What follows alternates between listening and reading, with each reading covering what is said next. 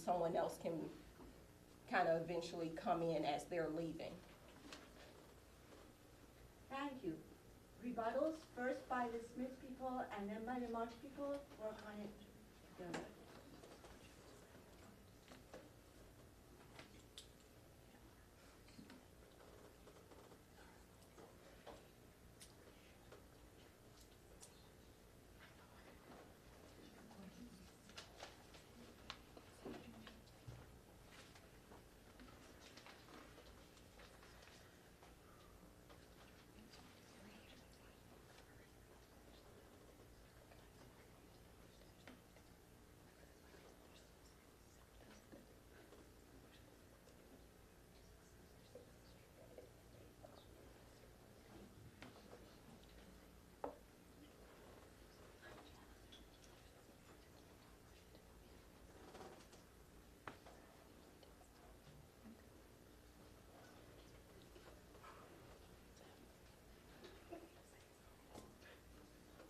Okay, ladies.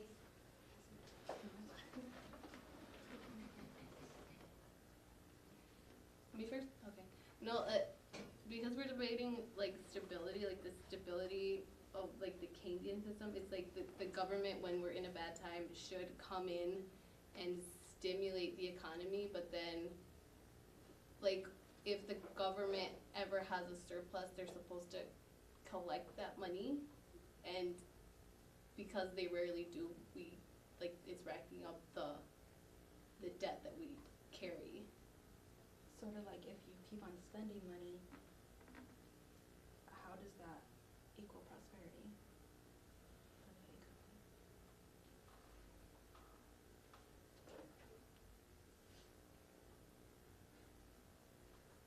Are you done? Yes. Okay. Marxist.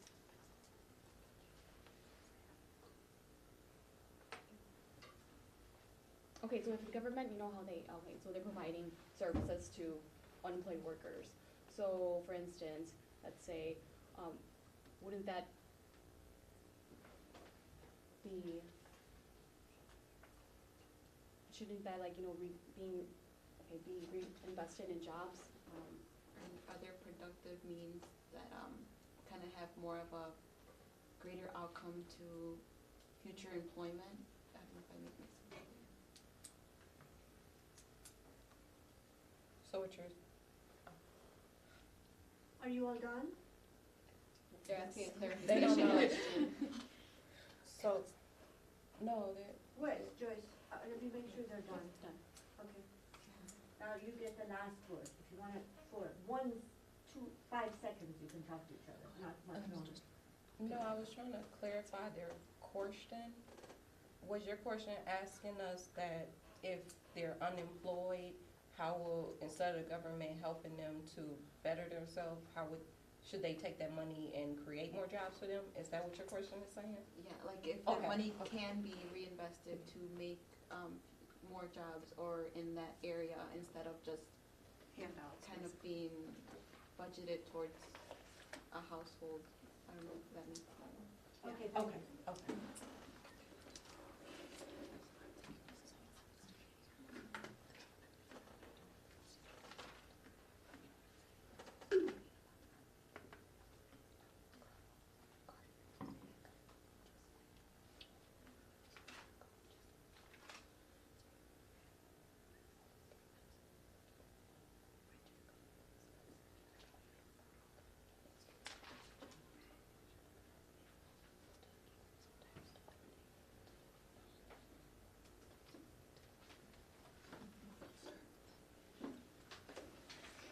So to answer your guys' question first, when I think about the government surplus, and rarely do we collect and save that, you're right, we do. However, does that mean that we now need to change the government? And that comes down to elections. The government is fluid, so it's not a dictatorship. It might feel that way sometimes, but it's not. And if we don't like what's being done in the government, the constituents or all of us can make that change. There's really no way to control what the government's going to do in any given situation as an individual, but as a group we can change that. And for your question, The government has put money out there to provide jobs, but when you have major corporations such as we just had Cargill that closed down and laid off over 2,000 people. You've had major corporations like Wells Fargo lay off their call center departments, which is another almost 2,000 people. So altogether, if you take just those two entities that laid off almost 4,000 people, should the government then find the money to create more jobs for 4,000 people, or find the money to help them at least make it through the couple of months that they can to sufficiently get them in the next job that they may occur so that they can make the wages needed to further produce the income to take care of their families. So when you have a great demand of people that are unemployed, the bigger picture is, do we help to stimulate their household now with food, with maintaining a roof over their head, with giving them the transportation needed to go out and research them jobs? Or do we find a job where we can create another company for these people, but even then you have to make sure that they have the qualifications to meet the needs, that they can sufficiently work in that position. So right now the government is saying for the short term, we need to put money in the hands of those people to continue to create supply and demand and to flourish them. Thank you. The first questions are done. We're moving to the second question. The second question from the floor to the people defending Smith's perspective. If specialization leads to alienation and conflict in the workforce, how is that proving stability in the workforce when workers are quitting due to being unhappy? Can you repeat that, please? Specialization leads to alienation and conflict in the workforce. How is that providing stability in the workforce when workers are quitting due to being unhappy?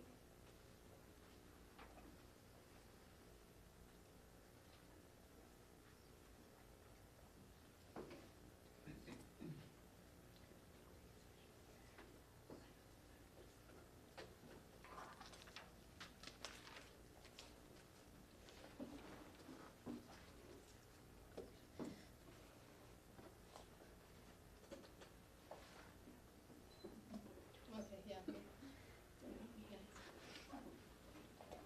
Alright, so if they're quitting based on being alienated or exploited at their own job, because there's competition, there's always gonna be, other jobs available in the market who maybe they will pay better wages, maybe they will have a better environment, so there's always gonna be opportunities elsewhere if they wanna work somewhere else.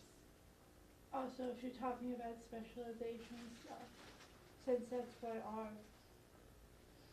theory is pretty much found on, is specializing in your area, you can do that too and go start your own business if you feel unhappy in the current business you're in. You can always say, hey, I don't like this anymore, let me go try this, or something else.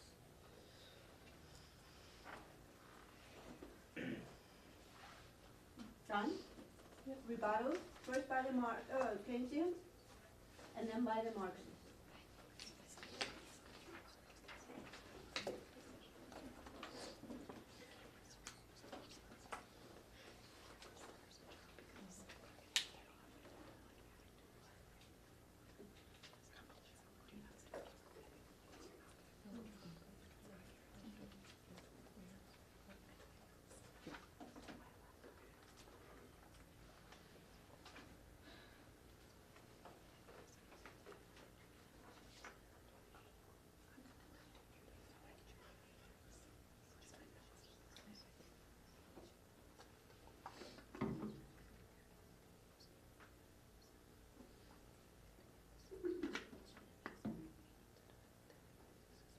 Okay, ladies.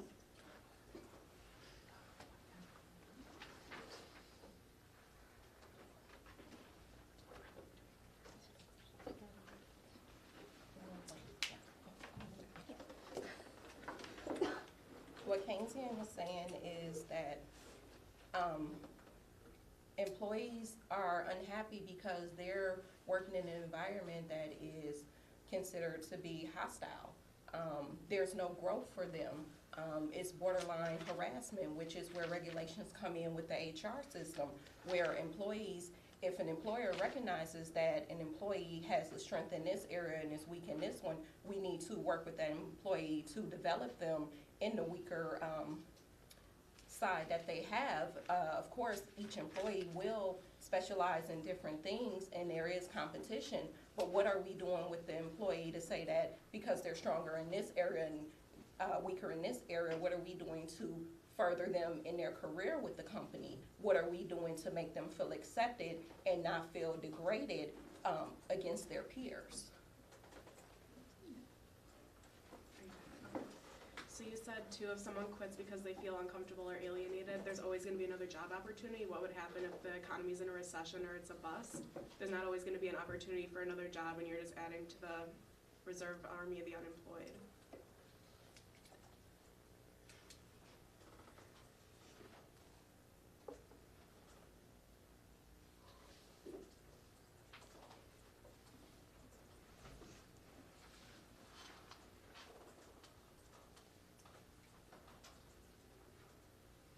Last word? Okay. In the capitalist, we believe that people are more their main focus is themselves. They're not working for anybody else but themselves, their self-interest. So when there is a boom or like a bust, when there is a bust, they're gonna be working, like no matter where it is, they're gonna be working hard because they have to provide for themselves and their family. So they'll take what they can get. And then eventually when it does get better, there will be opportunities to work somewhere else or, start their own business like she said.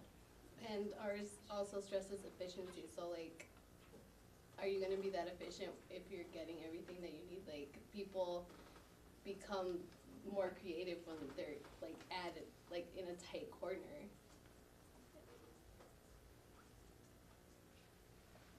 I think, yeah, and then for that's for you, and then for the Keynesians. Can you repeat your question? Like, It what wasn't do they really do a to make them question. feel like they accepted? It was Yeah. Steve, really, it was more of a Yeah. statement. Okay. There's a statement about So I guess. employee protections and laws that Through protect. regulation. Yeah, through regulations, discrimination, Through laws and, yeah. And the environment feeling hostile towards its workers, that's why they're unhappy in the first place. Well, yeah, because like I said, they're working for themselves, and it's sort of like a pride. They don't want to be working they're working hard for what they get. They don't want to just be, settling on handouts or anything. So they just want to work hard for what they make, and at a time where there is not a lot of jobs, they will work what they have to. Okay, thank you very much. Second question from the Marxists on the floor for the Marxists debating. As of June 2015, 45.5 million Americans were recipients of SNAP, a food stamp program. Yet the corporate tax rate is at 35%, which capitalists claim hinders their ability to create more jobs, thus having workers reinvest in the economy. With 14% of Americans not having immediate access to food sources due to a lack of employment, why are Marxists so opposed to the trickle-down effect that would put money into the hands of workers to feed themselves and their families? Read it one more time. That was a lot. As of June 2015, 45.5 million Americans were recipients of SNAP, a food stamp program. Yet the corporate tax rate is at 35%, which capitalists claim hinders their ability to create more jobs, thus having workers reinvest in the economy. With 14% of Americans not having immediate access to food sources due to a lack of employment, why are Marxists so opposed to the trickle-down effect that would put money into the hands of workers and feed themselves and their families?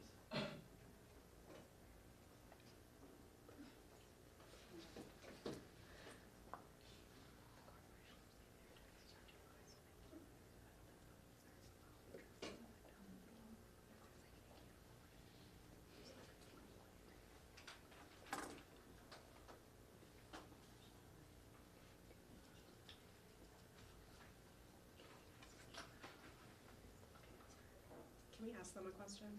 Just for clarification. You can, but you can also criticize questions in your response. Okay. But if you want a clarification question, you can ask a clarification.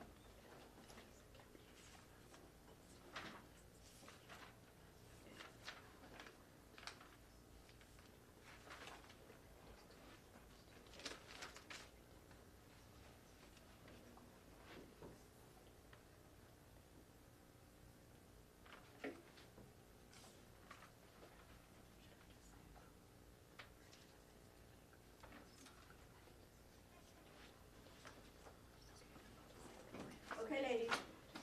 So the capitalists are saying that their corporate taxes are higher, so, and a lot of people aren't seeing the benefits, so how would, or the capitalists aren't able to invest because they're saying their taxes are higher. And if 14% of people don't have access to food or food programs, obviously they're not feeling the effects of trickle down because they're not benefiting from it, so why would they support that? If they're not seeing benefits from it.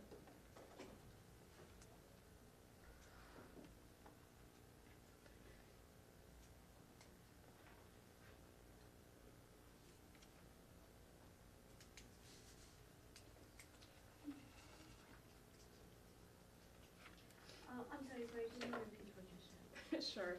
So the capitalists are saying that their corporate taxes are higher. They're at 35% or whatever number it was. So how would they have money to invest if they're saying they're being overtaxed? And then if 14% of people don't have access to food or food programs, why would they support trickle down if they're not seeing the effects of it?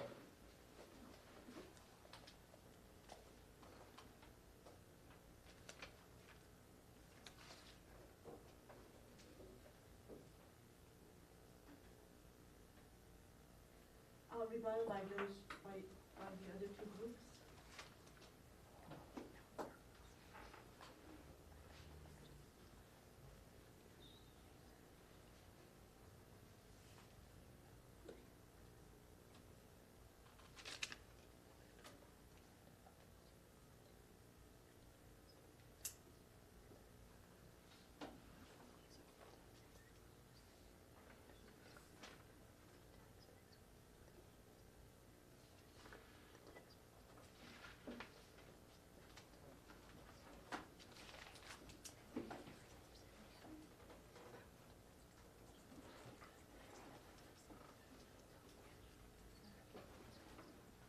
Okay.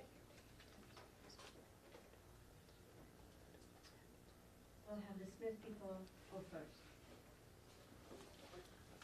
I'm going back to the thing you said that, in a Marxist economy, everybody would have the same wage. How would that create, how would that make the economy progress? Wouldn't it just stay the same?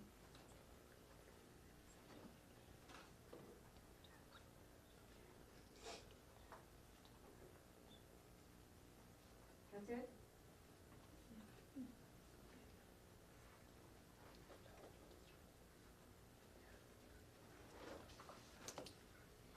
Okay, so if the companies are getting tax breaks at the end of the fiscal year, then what are they doing with the tax money that they're getting through these tax breaks to give back to their workers? Because while you're saying that the companies are being taxed at a higher rate, major corporations also get different tax brackets, or fit into different tax brackets where they get different tax breaks. So what are they doing with that money that they're saving from the different tax breaks that they get? And are they reinvesting it back into the company, or are they reinvesting it back into their workers?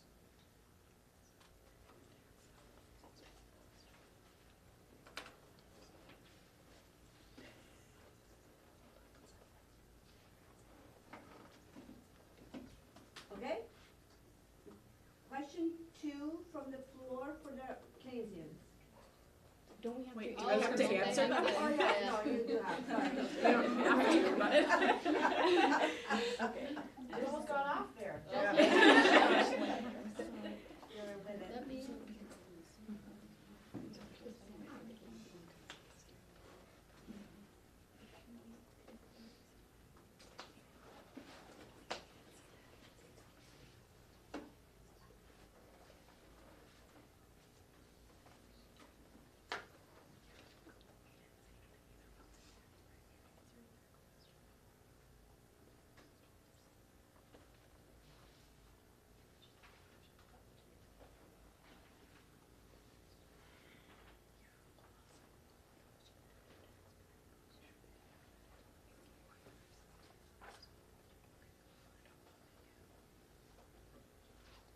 Okay. Okay, so in regards to your question, you know how you said that everyone's getting paid the same wage? Well, we didn't necessarily say that everyone should be getting the same wage. We said that all the income and wealth should be distributed evenly, fairly, across everyone through the society. And we didn't, oh, wait, are you done? Okay. And we didn't say that they, capitalists and corporations get a 35% tax break. We were answering their question. They should be reinvesting that back to the workers. That's what we think they should be doing, but we don't know what they do with it. Probably give it to their CEOs and other capitalists.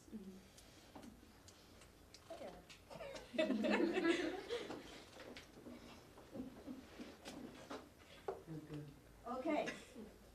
Now, Keynesian, ask your second question, please. So how can the government guarantee that taxes won't go up any higher to fund unemployment or government assistance programs?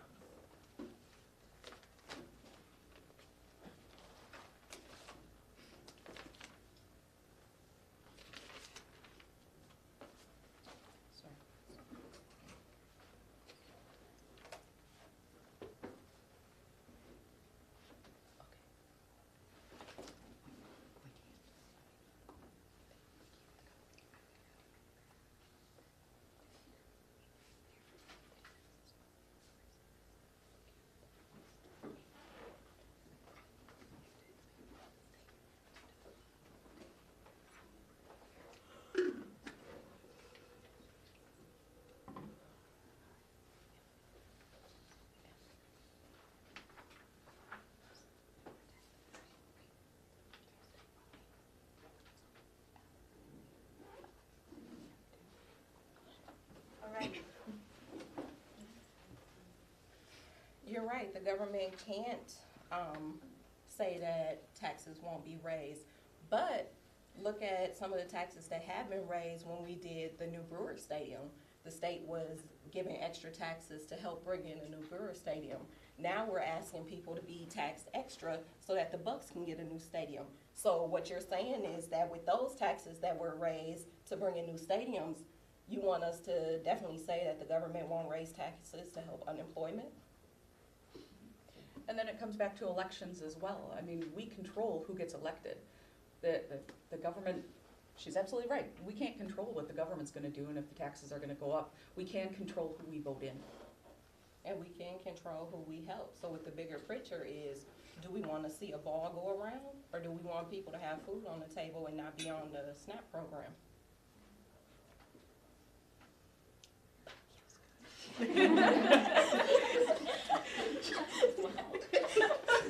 Okay, rebuttal.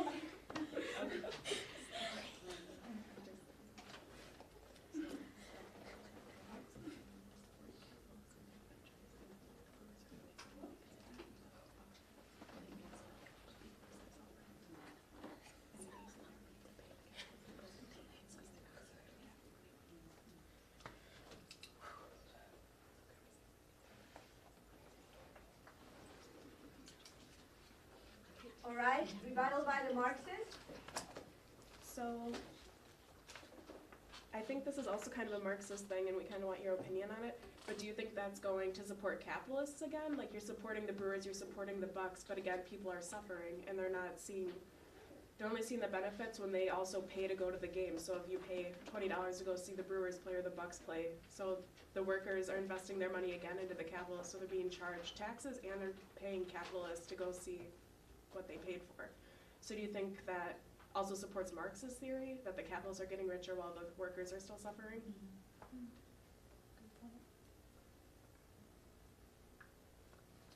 Okay. Rebuttal by the,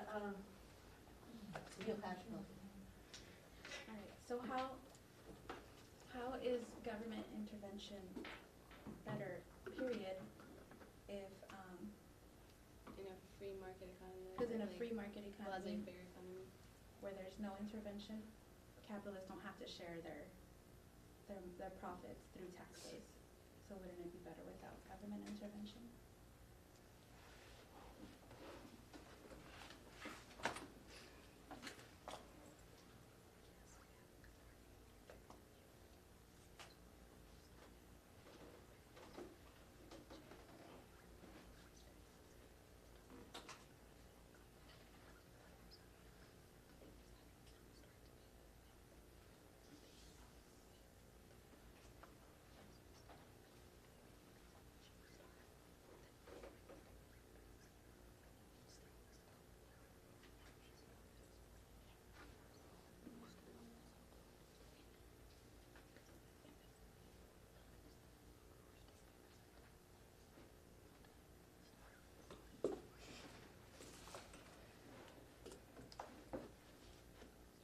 okay.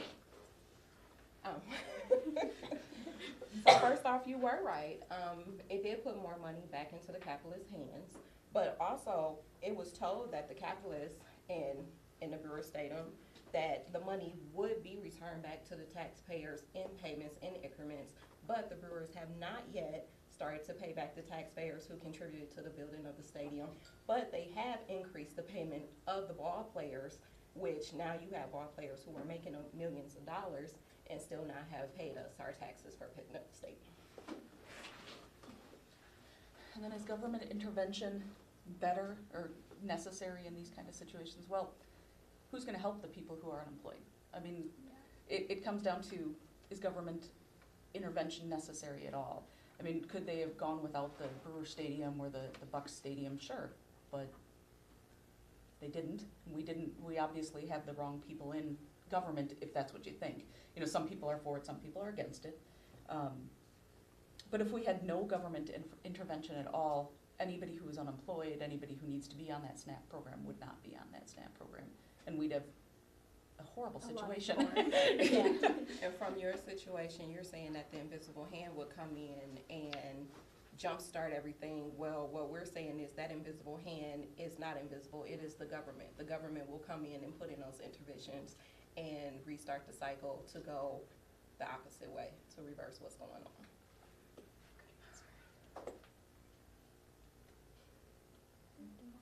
Okay?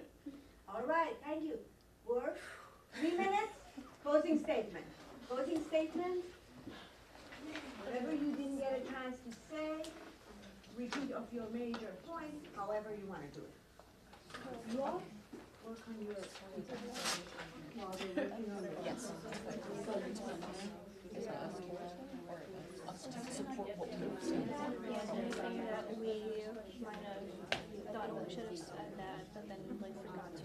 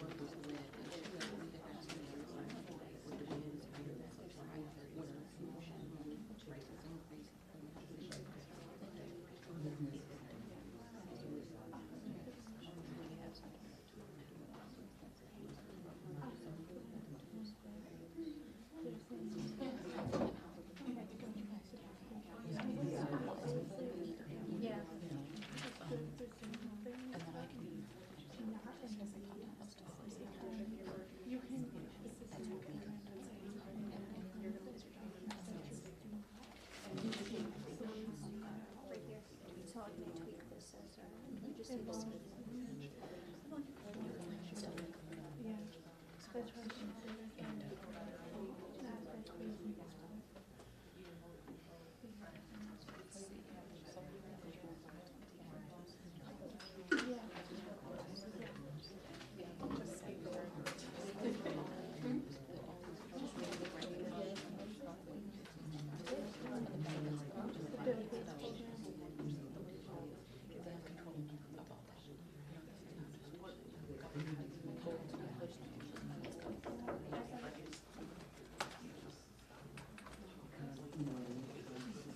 after you finish with the two scenarios, then I start with the government regulations, like calling them for government should be involved during home inspecting. And then you're gonna bring those direct in trash. And then bring it on to me, and then you can go to the store and see what they have. I wish we had the link to that, but I found some stuff in that, talk about like social security and stuff.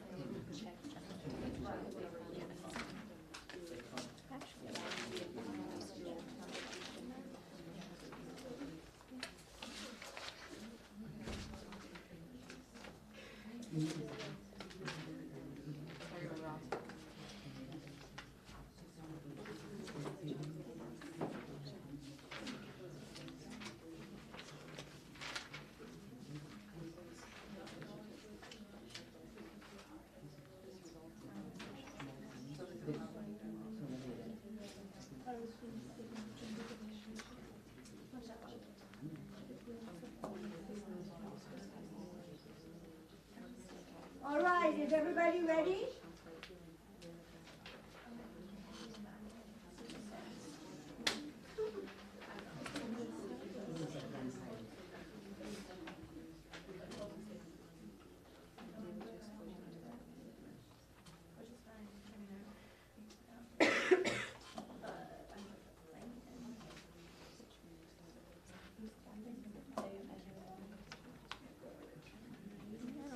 Okay, let's go, ladies. We will start with the Smith perspective. Closing statement. All right, to recap the classical perspective of capitalism, we believe in three natural laws of economics: the law of self-interest, working for yourself to feed your family, your house, and luxuries. We believe in the law of competition, meaning when there's more businesses, there's more competition, and that will lead to better products. And the law of supply-demand. And we also believe in laissez-faire trade with no regulation from the government and no tariffs, because we believe that the nations did not grow wealthy from tariffs and taxes. And then as for the government not being involved, the Keynesian groups brought up the government regulating the society and putting in laws for like SNAP programs and Social Security. We're not saying that you guys can't do that.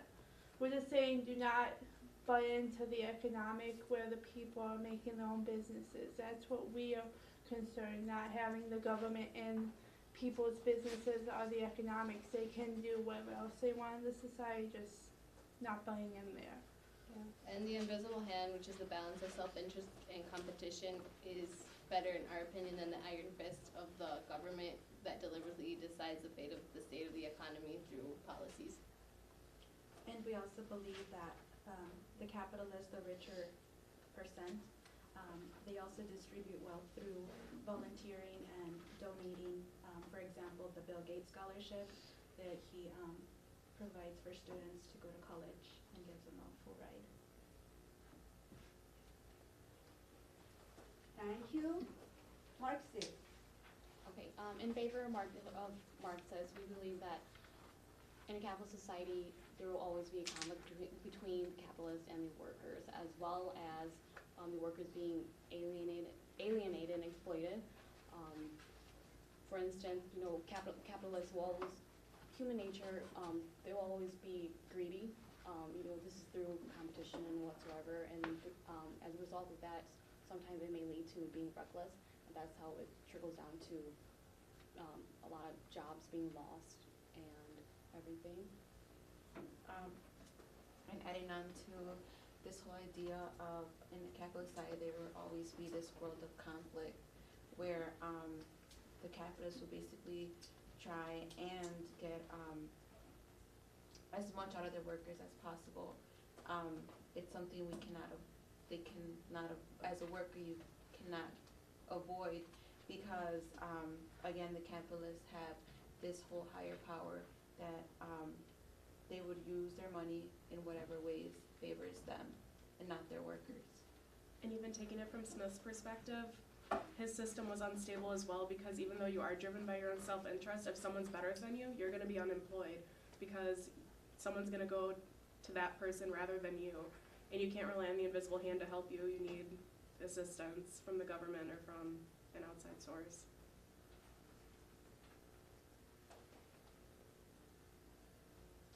Thank you. Adrian. While Keynes took from both Smith and Marx points that he felt mattered, so individuals matter, meeting in the markets work, but his theory is also that private sector decisions can sometimes lead to adverse economic outcomes, such as a reduction in consumer spending during a recession. Therefore, you end up with cyclical. I'm sorry.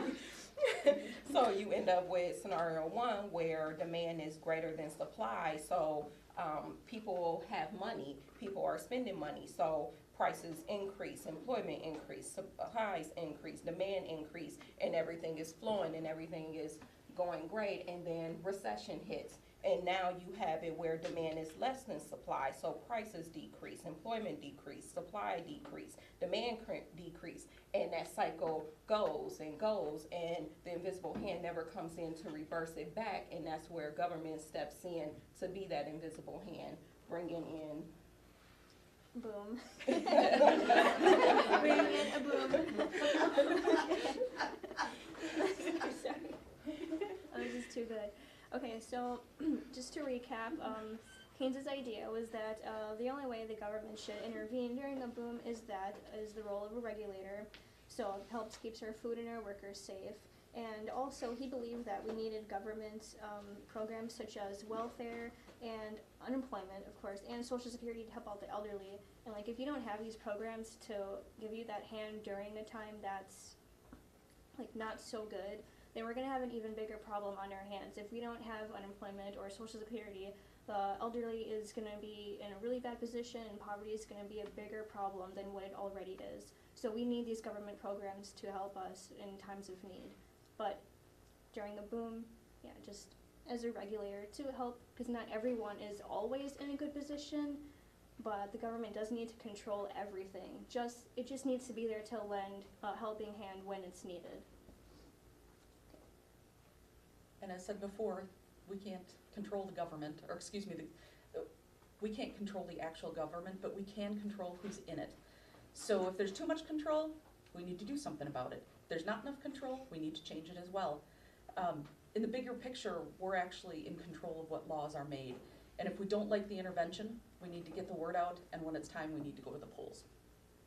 And we also need to remember that while capitalism don't want interference by the government has been the ones to bail out capitalism during the crashes of their stocks and money markets and the 2008 mortgage Global bailout. financial crisis. Yes, so the government was there for you when you needed them.